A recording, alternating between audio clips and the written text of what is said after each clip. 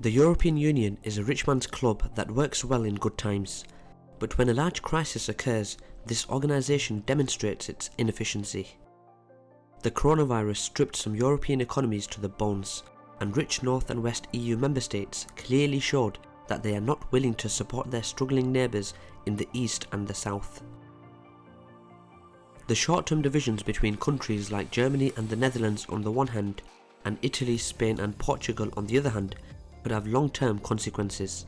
That, however, does not necessarily mean that COVID-19 will trigger the breakup of the European Union, but will certainly have a strong impact on its future.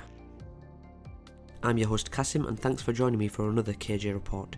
In this video we will discuss if the EU will survive during COVID-19. Just before we begin, please kindly visit our website kjreports.com and subscribe to one of our subscription plans, which will give you unlimited access to a plethora of geopolitical content.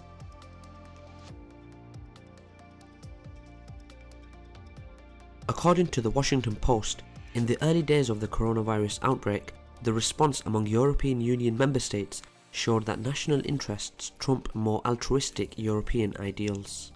The EU nations like Germany and France imposed export bans on medical equipment such as masks and ventilators not only to third world countries but to other EU member states as well. Italy was the first to feel how mantras about the so-called European solidarity fell like a house of cards. Moscow and Beijing, rather than Brussels or Berlin, were the ones that first provided medical assistance to Lombardy, the Italian region that was hardest hit by the coronavirus. Such an ambivalent EU policy led to a strong anti-EU sentiment in Italy. Reportedly, Italian public opinion was massively turning against the European Union. In a survey in late March, only 49% of those polled called themselves pro-European, as against 64% before the epidemic began.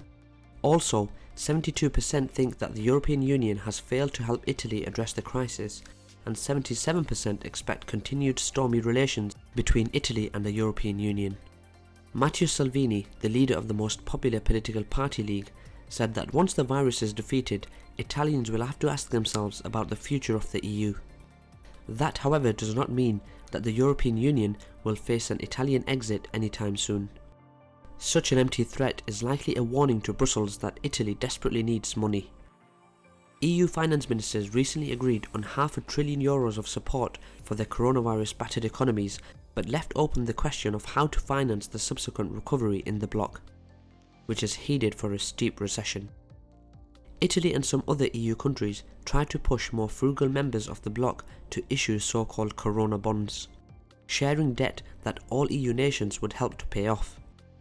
The Netherlands and Germany reportedly opposed the idea, leading to a clash between finance ministers of the Eurozone. Either the EU does what needs to be done, or it will end, said Portuguese Prime Minister Antonio Costa. In spite of such a harsh rhetoric, it is unlikely that the European Union will collapse in the foreseeable future.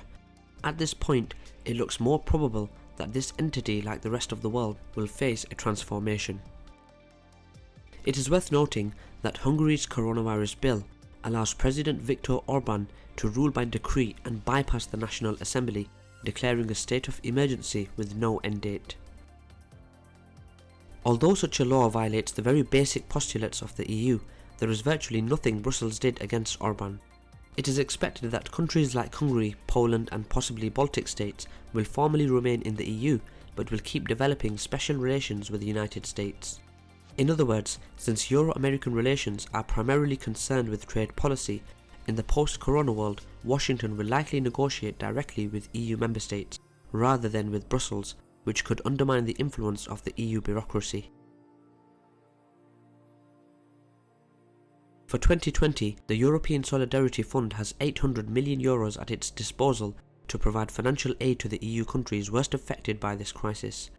This amount is not nearly enough for hardest hit nations such as Italy and Spain, let alone other EU member states.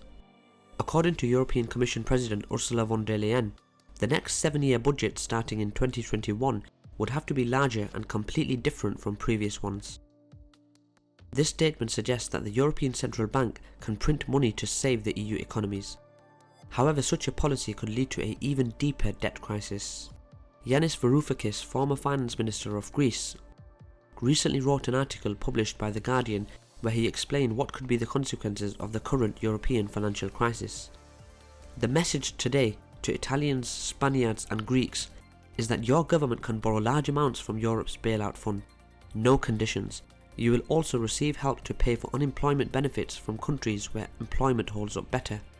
But within a year or two, as your economies are recovering, huge new austerity measures will be demanded to bring your government's finances back into line, including the repayment of the money spent on your unemployment benefits. This is equivalent to helping the fallen get up, but striking them over the head as they begin to rise, wrote Varoufakis. Presently, the mutualisation of public debt within the European Union is the main obstacle the EU leaders try to deal with. France came out strongly in favour of mutual debt, which is something that Germany and the Netherlands opposed. Germany as an export nation is probably the biggest beneficiary of the European Union, but since this entity is now facing the worst crisis since its inception, Berlin is trying to distance itself from Brussels. At the same time, it is still treating some Eastern EU states, as well as non-EU Balkan countries, as colonies that provide cheap labour. For instance, German agriculture depends on 300,000 seasonal agricultural workers from the Eastern EU member states such as Poland, Bulgaria and Romania. Even though the EU borders were closed in April and most flights were suspended due to the coronavirus, German federal ministers of Interior and Agriculture ultimately agreed to fly in 80,000 seasonal workers from the eastern member states to save the German asparagus harvest season. This was just one of many examples how wealthy North and West European countries keep robbing and exploiting poor South and East European member states. Since most EU countries lost their monetary sovereignty, they are now heavily dependent on the European Central Bank, which is located in Frankfurt. At this point, no major political force in Europe dares to insist on the importance of monetary sovereignty, restructuring and the nationalisation of the banking sector. However, since the global economy is currently going through transition, it is likely that the new monetary system will eventually be set up.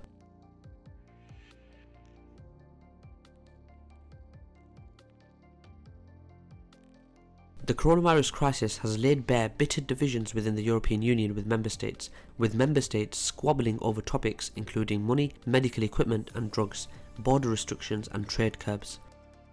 Even between EU neighbours, internal borders were closed and exports of medical equipment stopped. Even before the coronavirus crisis, it was quite obvious that the EU was facing a structural crisis.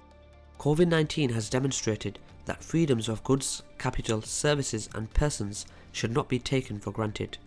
At the same time, Turkey kept pressurising or even blackmailing the EU to get more euros in order not to let thousands of migrants to Greece. Ankara was doing that at the time when the EU needed every billion to help the Union's economic recovery. Turkey perfectly understands how vulnerable the European Union is and is trying to benefit from the European weakness. The United States will most likely follow the pattern and will require from the EU to change its policy towards China. Finally, Brussels and Washington will sooner or later have to redefine their relations.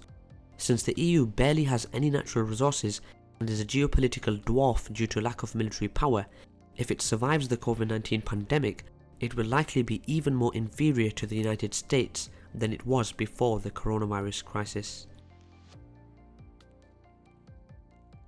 That's all for today guys, thanks for watching another KJ report.